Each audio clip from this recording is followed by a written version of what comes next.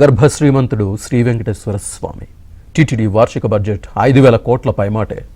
బ్యాంకుల్లోని బంగారు నిల్వల విలువ 1,50,000 కోట్లు. లెక్కలేనన్ని వజ్ర వైడూర్యాలు, స్వర్ణ ఆభరణాలు ఉన్నాయి. అసలు ఆ అఖిలాండ నాయకునికి ఉన్న భూములు, భవనాల ఆస్తులు విలువెంత? Was the story.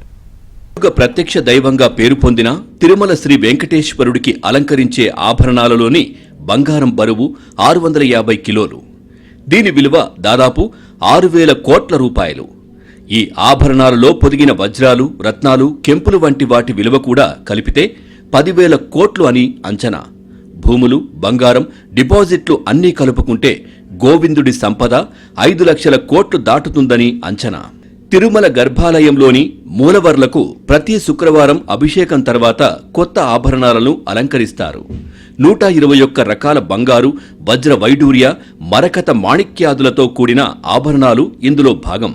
ఆకాశరాజు సమర్పించిన స్వర్ణ కిరీటంతో పాటు 6 వజ్ర కిరీటాలు స్వామికి మార్చి అలంకరిస్తారు.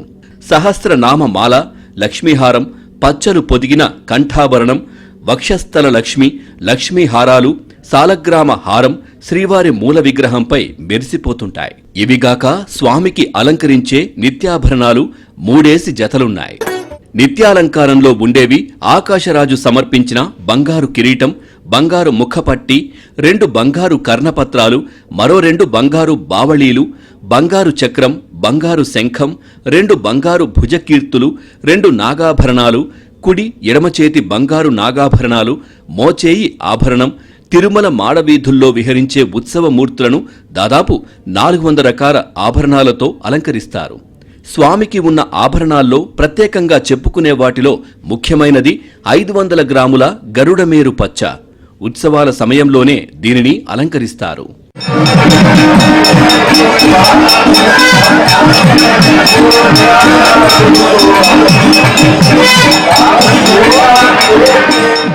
శ్రీనివాసుడికి తొలుత ఆకాశరాజు బంగారు కిరీటం చేయించాడని చెబుతారు.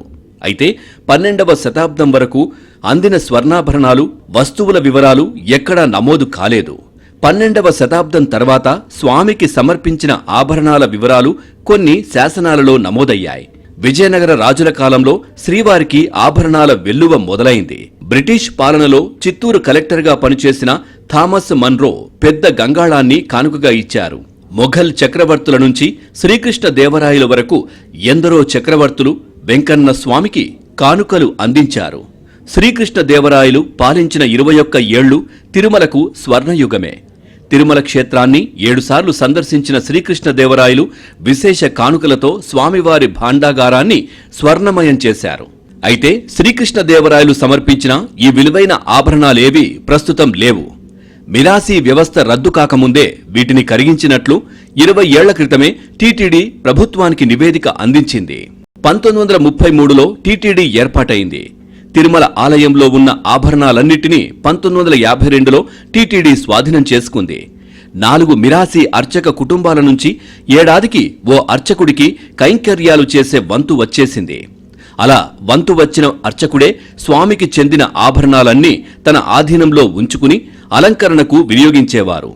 తన వంతు పూర్తి కాగానే తర్వాతి వంతు అర్చకుడికి అప్పగించేవారు. 1987లో మిరాసీ వ్యవస్థను రద్దు చేశారు. ప్రస్తుతం అలంకరణలకు వినియోగించే ఆభరణాలు పారుపత్తేదారు పర్యవేక్షణలో ఉంటాయి. తిరుమల శ్రీనివాసుడికి భక్తులు సమర్పించే బంగారు ఆభరణాలు, వస్తువులు పెరిగిపోతూనే ఉన్నాయి. దీంతో అలంకరణకు వినియోగించేవి మినహా మిగిలిన వాటిని మింట్ ద్వారా కరిగించి శ్రీవారి డాలర్లుగా మార్చేవారు. వీటిని భక్తులకు విక్రయించేవారు. 2008 వరకు ఈ విధానం కొనసాగింది. దీనిపై విమర్శలు రావడంతో బంగారమంతా బ్యాంకుల్లో డిపాజిట్ చేయడం మొదలుపెట్టారు. మొదటిసారి 2010 మే 23వ తేదీన 1075 కిలోల బంగారాన్ని డిపాజిట్ చేశారు. 2019 నాటికి బంగారు నిల్వలు 7 టన్నులకు చేరుకున్నాయి. 2022 సెప్టెంబర్ 30 నాటికి 10,258 కేజీలు ఉన్నట్లు అప్పటి అధికారులు శ్వేతపత్రం ద్వారా స్పష్టం చేశారు. 2025 ఆగస్టు నాటికి ఈ నిల్వలు దాదాపు 13,000 కిలోలకు చేరాయి. బంగారంపై బ్యాంకులు వడ్డీగా బంగారాన్నే టీటీడీకి ఇస్తాయి. ఇలా ఏడాదికి దాదాపు 200 కేజీలు వడ్డీ రూపంలో జరుగుతోంది. బ్యాంకుల్లో డిపాజిట్ చేసిన బంగారం విలువ 1,50,000 కోట్లపైనే అని అంచనా. డిపాజిట్ చేస్తున్న బంగారు ఆభరణాల్లో వజ్రాలు, రత్నాలు, వైడూర్యాలు వంటివి కూడా ఉన్నందున వీటి విలువ ఇంకా ఎక్కువ ఉండొచ్చు. శ్రీ వెంకటేశ్వరునికి భక్తులు సమర్పించే ఆభరణాల సంఖ్య పెరిగిపోవడంతో వాటిని అలంకరించే అవకాశమే రావడం లేదు. దీంతో ముందుగా టీటీడీ అనుమతి తీసుకునే ఆభరణాలు చేయించి సమర్పించాలని నిబంధన పెట్టింది. దీంతో భక్తులు హుండీ ద్వారా బంగారు ఆభరణాలు సమర్పిస్తున్నారు. ఇలా రోజుకు 2 కేజీల బంగారం హుండీ ద్వారానే శ్రీవారికి లభిస్తోంది. నెలకు 60 నుంచి 70 కేజీల చొప్పున ఏటా హుండీ ద్వారానే సుమారు టన్ను బంగారం లభిస్తున్నట్లు అంచనా. హుండీలో భక్తులు సమర్పించే కానుకలను కార్పస్ ఫండ్గా పరిగణించి వీటిలో 60% డిపాజిట్ల రూపంలో బ్యాంకుల్లో జమ చేస్తున్నారు. ఇలా ఇప్పటికీ 20,000 కోట్లు వివిధ బ్యాంకుల్లో టీటీడీకి నిల్వలున్నాయి. వీటి ద్వారా వడ్డీ రూపంలో ఏటా 1,600 కోట్లు వస్తోంది. 7 కొండల్లో కొలువైన వెంకన్నకు కన్యాకుమారి నుంచి కాశ్మీర్ వరకు అనేక ప్రదేశాల్లో భవనాలు, భూముల రూపంలో ఆస్తులు ఉన్నాయి. ఇవన్నీ భక్తులు సమర్పించినవే. 1974 నుంచి 2014 వరకు ఉన్న ఆస్తుల్లో దాదాపు 113 ఆస్తులను అప్పటి టీటీడీ పాలకులు విక్రయించేశారు. 2009 నాటి లెక్కల ప్రకారం 4,143 ఎకరాల భూములు, భవనాలను వెంకన్న పేరిట ఉండేవి. వాటి విలువను 33,447 కోట్లుగా నిర్ధారించారు. నిజానికి ఇప్పటి మార్కెట్ ధర ప్రకారం వాటి విలువ దాదాపు 1,00,000 కోట్ల రూపాయలు. దేశవ్యాప్తంగా 960 ప్రాంతాల్లో 7,400 ఎకరాల్లో భూమి ఉంది. వీటి మార్కెట్ విలువ 1,50,000 కోట్ల వరకు ఉంటుందని అంచనా. భక్తులిచ్చిన సొమ్మును వెంకటేశ్వర స్వామి ఏదో రూపంలో తిరిగి భక్తుల కోసమే వెచ్చిస్తుంటాడు.